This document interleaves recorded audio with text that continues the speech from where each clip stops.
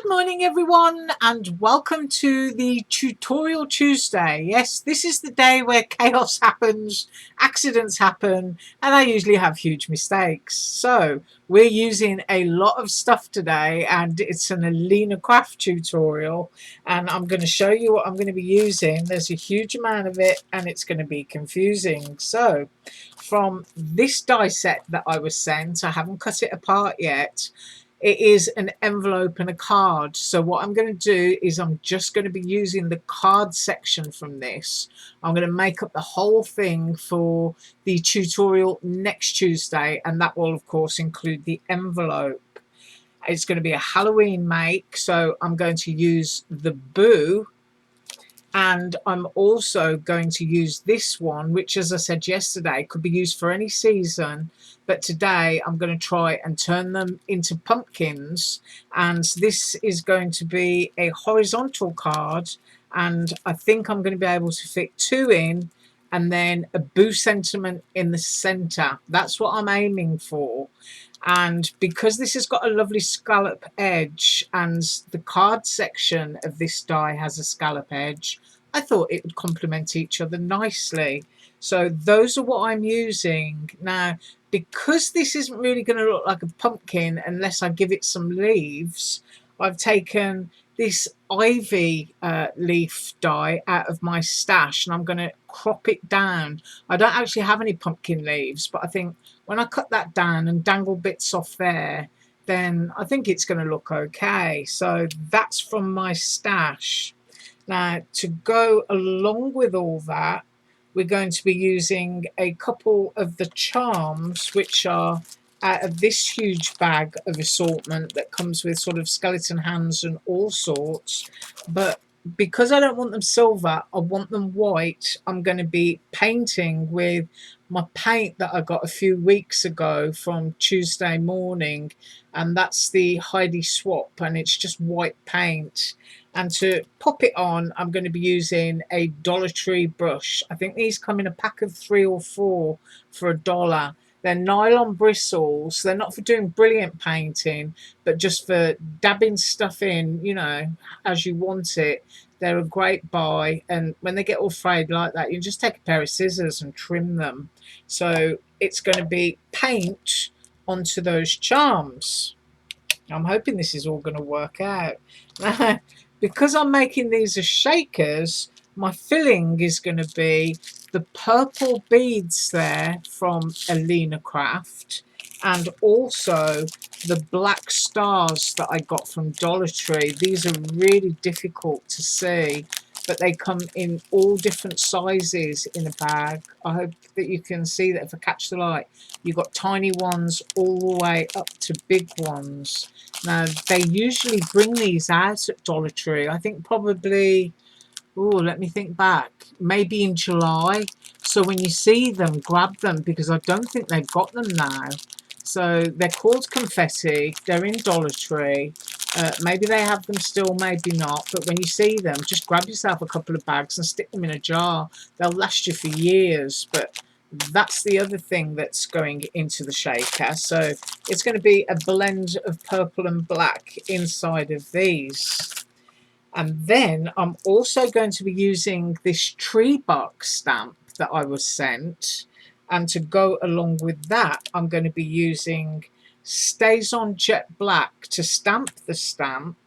And I'm going to be blending a whole sheet of cardstock using these colours, and then finishing off my edges with the black soot. This is just regular distress ink, not the oxide. You can use oxide if you want to. Now, the reason that I'm using these colours is because I think they're Halloweeny. Let's see if we can get a close-up.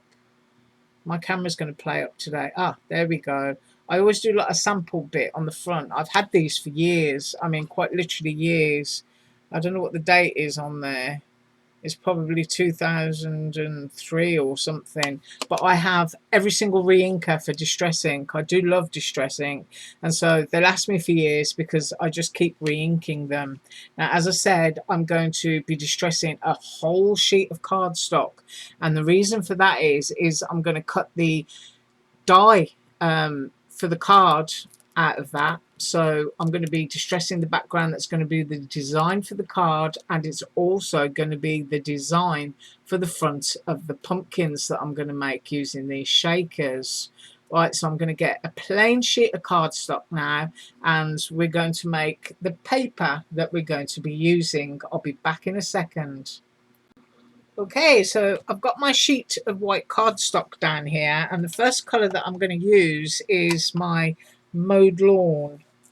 So I hope my camera's not going all wobbly as I sort of try to load this up with some ink. And if you've never done this before, it's quite simple. You're just going to create your own background paper, so you haven't got to go out and buy any. And it doesn't matter about being tidy if you've got non-blended bits or dry bits. We're just going to go over the entire thing. So I'm putting green down, and I do tend to blend in 3 shades, and for some weird reason, I don't know why, I'll kind of go corner to corner and then bring things in and blend them. Like, there's a bit of green down there. It looks a bit scratchy. That's because my ink pad was a bit dry. But now I'm going to go in with my orange, and I have got a new sponge for that, so I'm lucky. And this colour that I'm using now is Rusty Hinge. So I'm just loading that up there with Rusty Hinge, getting as much on as possible. And now I'm going to go off in this corner. And they probably do need re-inking. I mean, you don't use all of your colours every day kind of thing. So you can end up with some pads sitting on the shelves for a few months before anything gets done with them. Now you can see I'm not aiming for perfection. This is going to be a really distressed background. And that is basically all that I'm doing. Look at that. You can see there is zero perfection in any of that. I'm going to go up to my purple for a minute, and then I'm just going to finish inking the whole thing, because I don't want you to have to sit and watch that. And then I'll be back to show you how I complete the blending. So this one is now Dusty Concord that I'm using, and it's a purple. So I'm going into that bit there. This pad I think is a little bit more juicy than the others, so we're going here, and it's all sort of like not perfect. You can see it's got all different sort of scratches and things in it, which is what you want. So I really am sort of like dragging it around here. I'm going to go a little bit of purple here, and then I'm going to go back to green and back to orange, and I'll come back as soon as I've done that. Okay, I've done that, and you can see it is not perfect. It's very rough, very rugged, very distressed. And now I'm going to go in with that stamp from Alina. I'm just simply going to hold it in my hand. I'm not using a stamping platform. I don't want any perfection. And I'm going to use my black StazOn. I'm just going to snap the lid off that. And I'm just going to push my stamp into there, basically wherever I want it.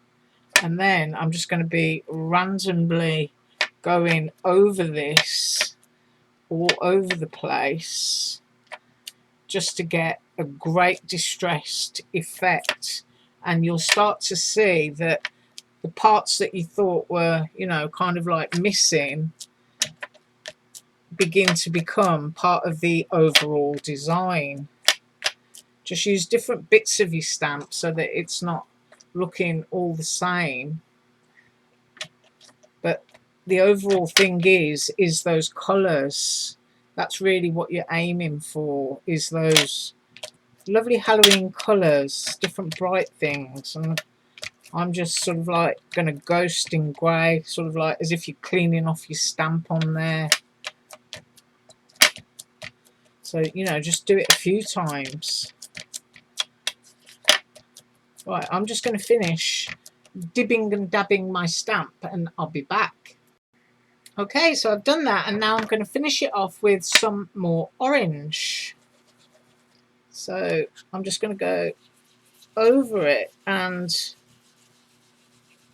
what it does is it will start to calm that black into the backgrounds. Now you can use any kind of stamps to do this, whether you're using, you know, sort of prettier colours and flower stamps or whatever it is you want to use. But I think those look like, you know, sort of like werewolf scratches on my paper. That's what I'm thinking. I'm thinking werewolves. Werewolf's claws. I told you I was eccentric. Right. Okay. So I've mellowed out the bit that I thought was too pale. And there's another bit there that I think is too pale for me. Now, I have to leave that to dry. Of course, I'm in Florida. It's very humid. So I'm going to be back in about 10 minutes where I'm going to be able to die cut my card panel and also die cut the fronts for my shakers. And because I've got huge blocks of colour, I can take a card panel that's going to have all of the colours in it, and then I can sort of like dot my what are going to be my pumpkins around here, and I'm going to cut my boo in black. So that's what I'm going to do. 10 minutes for this to dry and I'll be right back.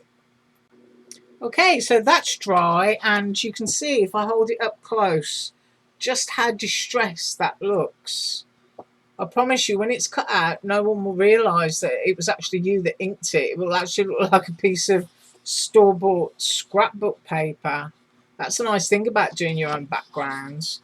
It's not perfect, just, you know, slap it on and do whatever you want to do. So now that that's dry, I'm going to go and cut the pieces that we're going to use for the project. And when I come back, we're going to do the cobwebs. Yes, told you we have accidents. Cobwebs. We're not going to throw things around, and we're going to be using the lovely nylon bristle Dollar Tree paintbrush there, and we're going to use that because I don't want silver, I want white. I'll see you in a minute.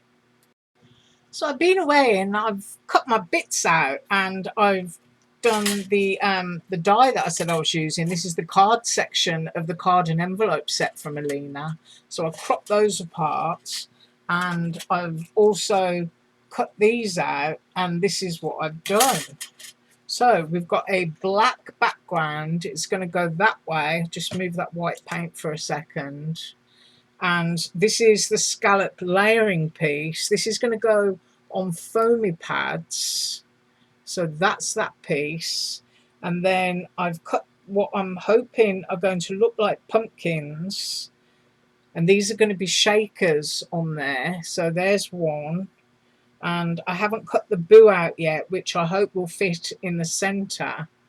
But there's the other one. And of course, when you're using like for like, you need to go around the edge with some distressing, whatever colour you choose. And then, as I said, for my stash, I've cut these ivy leaves to use as my pumpkin leaves because I haven't got any pumpkin leaves. And so I'm going to probably snip them in bits and sort of trail them off there. But next, what we're going to do is we're going to colour in those lovely little silver cobweb charms. Oh, and also I've got all this left, look. So I can do something else with that. And these are the leftover pieces. You get a circle from those other ones, and you get these bits that pop out. So, you know, you've got some interesting bits that are left, but I'm just going to move those to one side. And, oh, I forgot to say, I cut these bits in black as well. These are the bits that go on the top of your shaker. And obviously I'm going to cut some acetate, but we're going to do cobwebs because that's me, you see. I'm digressing, and I know I need to clean this mat off because I can see all of the ink residue on there, and I honestly get my hand sanitizer, don't want it to contaminate the paint. So I got this craft mat, this glass mat rather, a few weeks ago, and I have to say I absolutely love it. Look at all that. That was sitting on that mat. I don't know if it's heat resistant, so I haven't bothered to look that up yet. And maybe I should, because I'll probably put my heat gun on it and it might crack. I don't know. If anybody knows, tell me below before I destroy it. So I've got that nice and clean so that I know that what I'm going to be doing is going to stay white. So there are my little cobwebs. Here's my paint. I'm just going to give it a quick shake. And this is what's so nice about this mat, is you can just put your blob of paint down there. Right, I'm going in with my Dollar Tree nylon brush and I'm just dabbing it up and down, which probably means I put too much paint down. And then I'm just going to go over the top of this and I'm going to turn it white, because that's going to show really nice against those distressed colours on the card's background. In fact, to be honest, I think the amount of paint that I just squeezed out there would probably paint the whole bag of charms. But anyway, the fronts of those are now white and they show up a lot better, and I think they're just going to look a lot nicer. I'm just going to quickly whiz around the sides, stipple again and move it out of the way. I don't care if there's a little bit of silver showing through, it's just that I want the majority of it to be white. And move that there to dry. Right, and now I'm left with a large gloop of paint that I need to clean up, which seems very wasteful. I'm not actually somebody who wastes craft stuff. I'm kind of, you know, I'll store it in things and I do actually use it. I mean, everything I buy I do use eventually. It's one of the interesting things about crafting, isn't it? I mean, I can remember somebody saying to me many years ago, "Oh, you make cards, that's lovely, it must be really cheap." Well, no, not really. Once you've bought all the bits and bobs and equipment that you need, you know, it adds up to a lot of money. So all I can say is it's a good job that it's a hobby, you know, like fishing or golf or something. That's the way I look at it now. I don't really have to justify my spending of money because it is my hobby. But if anybody ever turns around and says to you, you know, "Oh yeah, you know, making your own cards is cheap," just laugh at them for me. Because I think I paid $400 just for my big shot. So, right, those little white things are going to have to dry, but I'm going to be back in a second to put that card base together. Right, so I'm going to use Dollar Tree foam tape, and I'm hoping there's enough here to go along the back of here. I tend to do it 3 times, and I'll go to the edge. I'm using that stitched line there to put this down, and I'm hoping my scissors are here. Ah, yes. I'm renowned for losing scissors.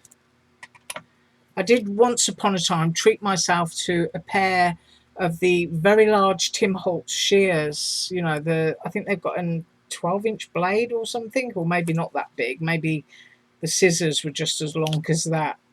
And my husband threw them away. he was, because he likes to use my sewing machine, he was trimming off something and he must have picked up all the remnants that he wanted to put in the bin, and the scissors must have gone out in the bundle of remnants, and I've never seen them since. So I did go to Dollar Tree and buy myself a pair of Betty Crocker shears, and they're all right, but they're not as nice as the Tim Holtz shears. Right, so there's 3 pieces of foam tape there, and that does give a really nice sturdy base once you pop it down. But first of all, I'm going to go right around the edge of this with some black soot. So here we go. Really easy to do this. And I don't know if I've ever told this tale before, but years and years ago when I mean, I've been scrapbooking since I was 5 years old, but I started getting into altered art and stuff, and I still love it. Not so much appreciated by many anymore, but I still love altered art. and people used to make these fabulous ATCs, and they always had this unique black outline. And I wondered for ages how on earth you did it, because in those days nobody used to share their secrets of doing anything. And I used to drag my ink pad along the edges and all sorts of things like that, and it just did not look the same. And then somebody said the name Tim Holtz to me, and I went in search of Tim Holtz, and he was just then launching Distress Ink. And I think the only colours that were available were denim, and I think it's called denim jeans, and worn lipstick and black soot. And of course I had to have them. I was in England at the time, and I ordered them, and they came from America, and I got my ink blending tool, and that's when I discovered that that's how you get your nice black edge. And I used it on everything. And I still would use it on everything if I could.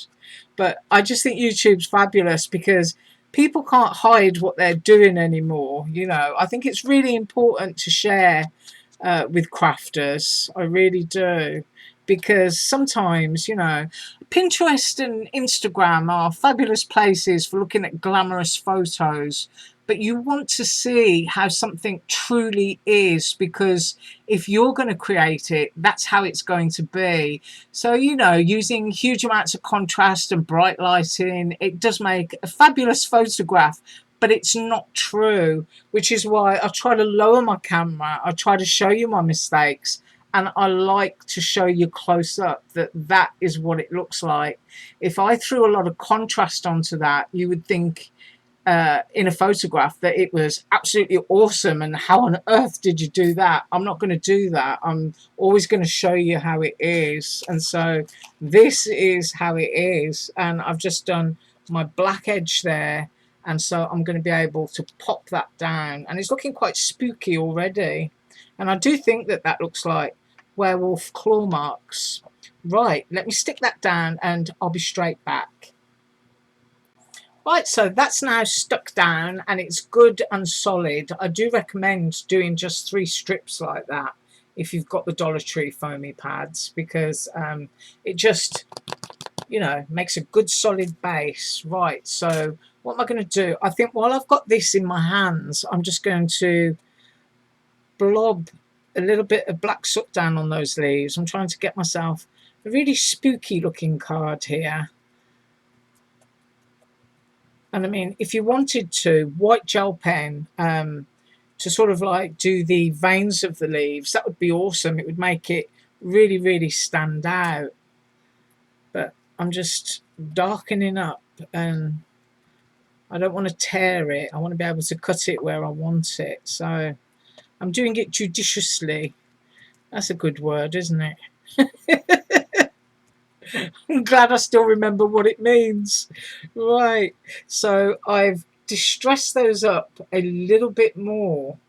Now, one of the things that I'm going to need to do is I need to go and cut some Dollar Tree foam board, which is what I use instead of regular foam, and some acetate to turn these into shakers. So I'm squeaking on here just to clean that up. Look at that. And I'll be back in a minute. Okay, so lucky me, and I'll put my air conditioning on. If I think it's making too much noise, I will turn it off in a minute. But one of the things that I didn't realise was that this shaker needs a back. So using my scraps that I had left, I went and cut 2 backs, and I did them in alternating colours so that the green is over the purple is over the green, orange, etc.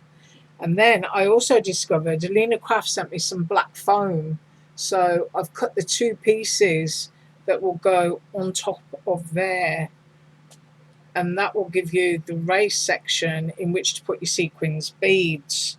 And then between these 2 pieces, this is the top and this is the other base, will go the acetate, which actually will go under there so that it's hidden. And I have got to peel the fronts and backs off that so that that all goes down like so. So that is what I'm going to do. I'm going to glue all of these bits together, and then we'll come back and put the shaky bits in.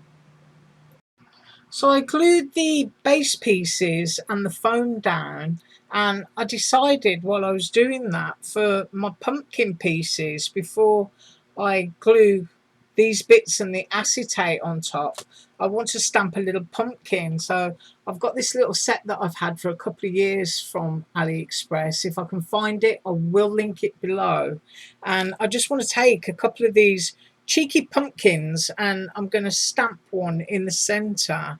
So I'm thinking I quite like that happy expression, because that will lighten the mood a bit, and I'm going to go for another happy one, I think. So I'm going to go for that one, and I've got my stays on pad here, and I've got a little stamp block. These are from AlinaCraft as well, and they're just perfect when you just want to put one little item on. You know, if it's a tiny little sentiment.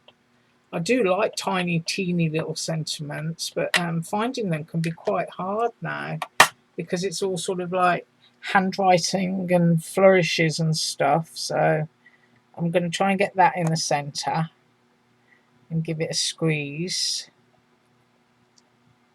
There we are. So we've got a little pumpkin there. That's really cute. I do like that. And then I'll pop the other one on, get him the right way around. And some stays on ink. Just dab that on. Make sure I straighten that up, and I'm going to pop that one close to the top as well, because you've got that black edge that needs to go down, that little scallop edge. So I've got my pumpkin there, and then the scallop edge will go on there along with the acetate, and that just adds, I think, a cute little bit of humour. Yeah, I like that. Back in a second. Okay, so I was going to use these purple beads, but they're too high for the depth of my foam. So I've actually popped my Dollar Tree black stars into there. I'm going to try and drop the camera. I hope that's a bit better. And just a few that I've put in there. And I've also cut my boo out, which is going to go in there, and it does fit really nicely. So I've got a lovely boo. Those are ready for these to go on. I'm just waiting for the acetate to finish drying. And if I can gently just pick one up, you can see that you've got your little acetate window. That's where I stamped the pumpkin there. And these will go on top of there. And then my idea is I'm going to swing some twine between the top two so that my cobwebs can hang down, and I'm going to put one either side of the boo like a little washing line with a glue dot. So just waiting for these bits to dry, and I'll be right back. So while the acetate's drying, I've glued my boo down, and I've decided I want to go in with my gel pen.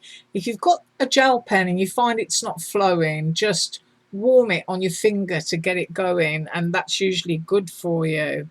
Now, the glue is still wet on this, so I'm kind of like still tapping it down, and I'm going to put a little bit of white gel pen there to highlight that exclamation at the bottom. And then I also want to follow that line down.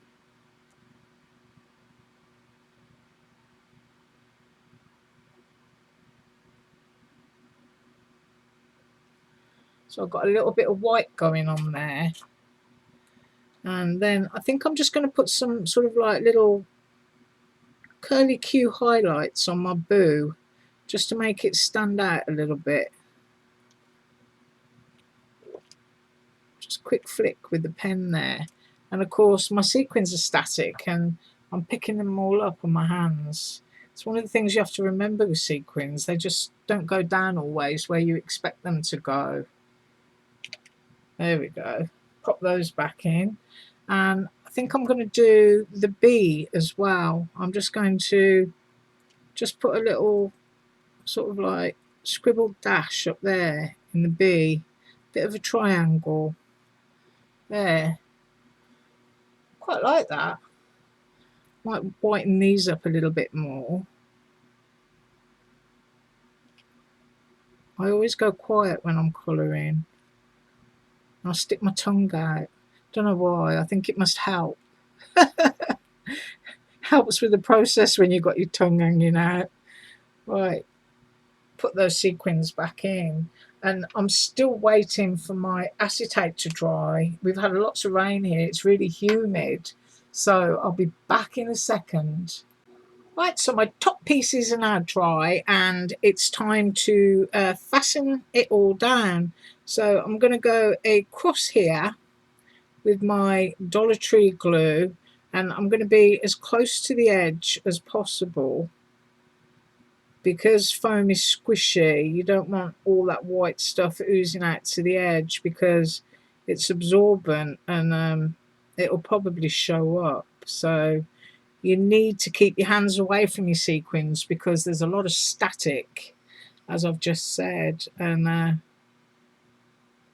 let's get these tops down, and then we can finish it all off. I can put my little cobweb washing line down between them and pop those leaves on to try and create something that looks like a pumpkin.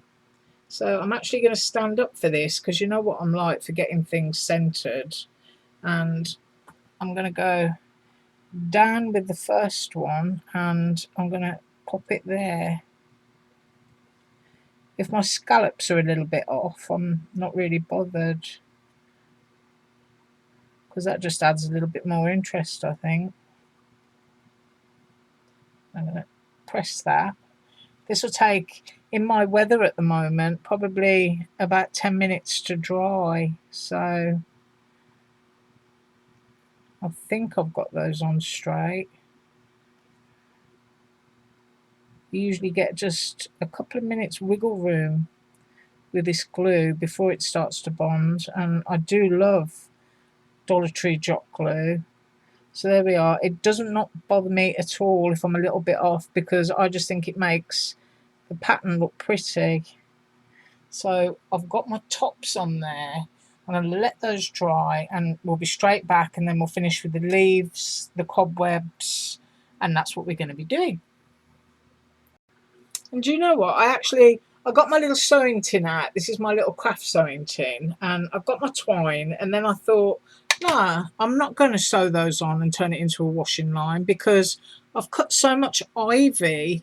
I'm actually going to use this and trail it between the two, and then I'm just going to glue my cobwebs in like that. That's what I'm going to do. So yeah, I think that looks all right.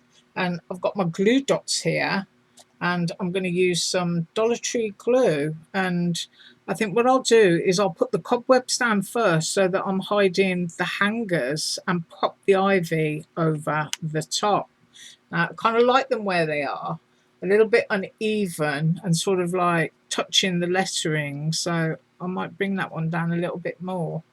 Yeah, I like that. And then I've got some glue dots, if you can see that. Let's get microscopic and zoom out. The sun is actually shining at the moment. There we go. I think you can just about see it. And I'm going to pull one off with my pokey tool, or attempt to. It's not always that easy. So I've got that little blob there. These are incredibly strong. And I'm standing up again and I'm going to poke that underneath its hanging bit. And then it will be, whoops, get it to stick. Pull it off with my fingers actually. And I'm going to pop that one, I think there. Then once you push it down, that's it. It's stuck. Now, these glue dots, like other clear glues like this, they've got resin in them, and it does take a little bit of time for them to cure if you're doing something substantial, but they will cure and they'll give a permanent fix for you. So those are down. And now what I want to do is use my trail of ivy. I'm going to use this piece along the top and sort of like hide those hangy bits a bit, and then sort of like connecting up the pumpkins. So I'm going to get my Dollar Tree glue, and I can roughly see where I'm going, I think. And it doesn't bother me that some of that boo is going to be hidden, because there's lots of it, if you know what I mean. It's boo 3 times on there, so hiding a bit of a boo isn't going to be such a big deal. Right, I'm going to go with that.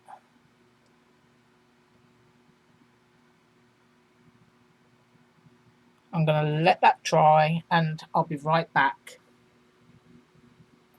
Right, so now I need to pop some on here. So I'm actually hanging the, not hanging, hiding the hangy holes there. So I'm going off of this bit, and if I need to use glue anywhere else, then I most certainly will. But I'm going to pop that one there. It's all looking viney and creepy. And I think I'm going to turn that one that way around so that it's kind of like climbing in towards the pumpkin. And then I'm going to put a tiny little dot of glue there, which will hold that one. And I'm going to do the same. Whoops. Let's pop that back. I'm just going to do the same there, and I'm going to move that piece in.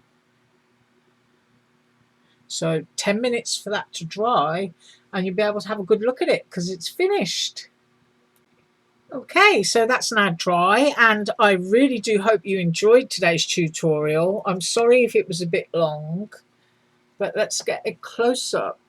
There you've got the lovely little shaker, black stars there from Dollar Tree. You've got that little shaker tag element, and it's sort of like creating the impression of pumpkins. You've got that lovely boo sentiment. You've got those charms, which you don't have to have silver. You can paint them whatever colour you want. I've used the white gel pen there just to add a little bit of brightness to the boo. And you've got that other one and those little pumpkin stamps from Aliexpress. Now, those stars do move around inside there. But I just think that's really fun.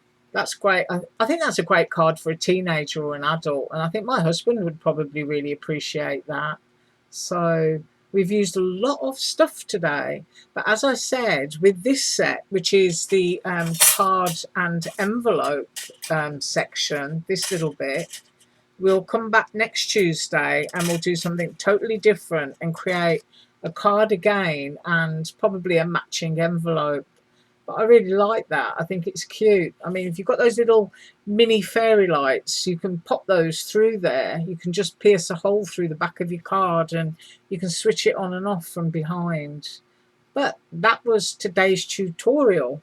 Right, I am up tomorrow with a design team haul from MX Art and some of the most amazing Halloween dies you ever did see. Along with Christmas dies as well. And for the rest of the week, it's going to be MX Arts Halloween. And next week is going to be MX Arts Christmas. So I'm going to get busy making some more stuff, but I'll be up tomorrow with that design team haul. You have an absolutely fabulous day. And if I didn't say it already, as usual, all links below. Bye.